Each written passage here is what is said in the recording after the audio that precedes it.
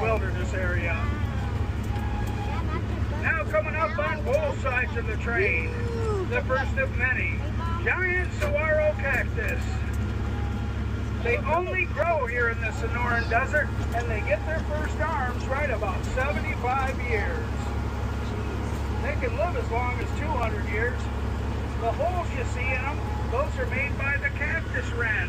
That's Arizona's state bird.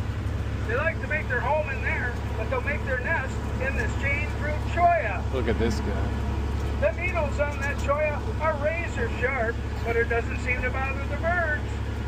But if you were happening to get too close to those, you'll find out another name they have, the jumping cholla. Those needles have a way of jumping right off there and getting you.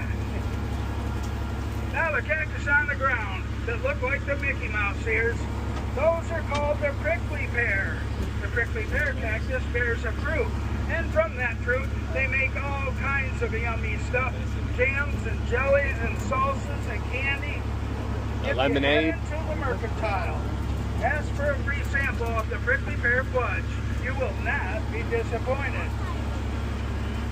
As we make our loop around town here, you're going to see all kinds of old relics from what we call the Goldfield Mining District, which include the 4 mines of the Bulldog, the Black Queen, the Mammoth Mine, and the Old Wasp.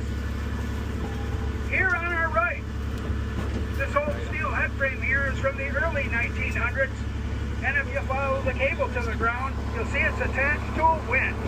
That would have been powered by steam in the day. They used that steam power to raise and lower those mining cars out of the inclined side of the main shaft.